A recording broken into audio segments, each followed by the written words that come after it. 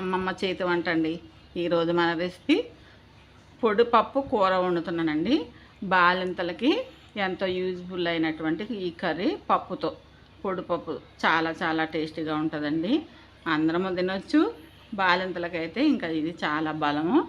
ఈ పొడిపప్పు కర్రీకి కావాల్సింది ఇగో ఒక గ్లాసు, ఈ చిన్న గ్లాసు కందిపప్పు అయితే తీసుకున్నాను. కందిపప్పు తీసుకుని దీన్ని ఒక 2 టైమ్స్ అయితే కడిగేసుకుని దీనిలో వాటర్ వేసి పెట్టుకుందాం. ఇట్లా 2 టైమ్స్ కడిగేసుకున్నాను.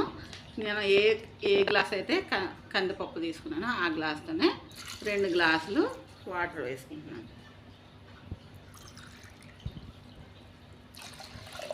2 గ్లాసులు వేసుకుంటే సరిపోతుందండి. పప్పు పొడి పొడిగా ఉండాలి కనుక తక్కువ వాటర్ వేసుకోవాలి. 2 గ్లాసులు. 1 స్పూను ఆయిల్ వేసుకుంటున్నాను. చిటికెడంతా పసుపు వేసుకుంటున్నాను. ఇలా వేసేసుకుని కుక్కర్ మూత పెట్టేసుకుని స్టవ్ మీద పెట్టేసుకుంటాను. ప్యాన్ పెట్టుకున్నానండి. ప్యాన్ పెట్టుకుని ఒక 2 గరిటెల ఆయిల్ వేసుకుంటున్నాను. జీలకర్ర, ఆవాలు, మినపప్పు ఇవి కూడా వేసేసుకుంటాను. మిర్చి, కొంచెం కరివేపాకు,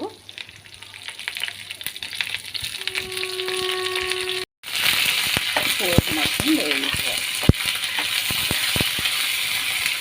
ఒక 4 వెల్లుల్లిపాయలు ఒలిచి పెట్టుకున్నానండి. ఇది బాలింత పప్పు అన్నాను కదా, వెల్లుల్లిపాయలు ముఖ్యం. వెల్లుల్లిపాయలు వేసుకుంటే చాలా మంచిది బాలింతకి.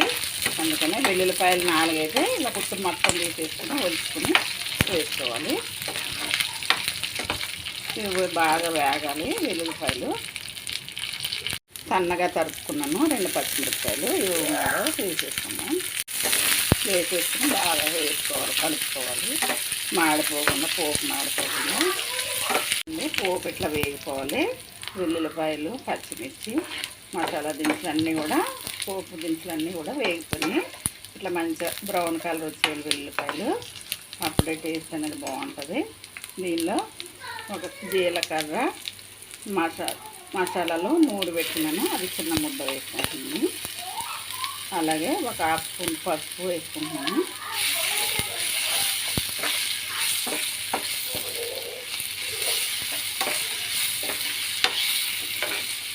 ఇవన్నీ పచ్చివాసన పోయే వరకు కలుపుకుందాం. వరకు సాల్ట్ వేసుకుంటున్నానండి. స్పూన్ అంతా కారం వేసుకుంటున్నాను. వేసుకుని బాగా కలిపేసుకోవాలి. చాలా చాలా టేస్టీగా ఉంటుందండి. బాలింతలకు ఇట్లా పెడితే కనుక చాలా బలం ఈ పప్పు అనేది. పప్పు కూర ఇట్లా పెట్టండి. ఇప్పుడు మనం ఉడకబెట్టుకున్న ఈ పప్పుని దీనిలో వేసేస్తున్నాం.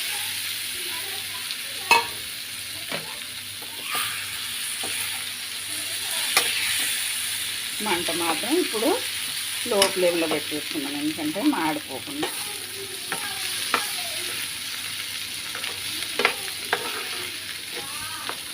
కమ్మటి వాసన వస్తుందండి. పప్పు చాలా టేస్టీగా ఉంటుంది.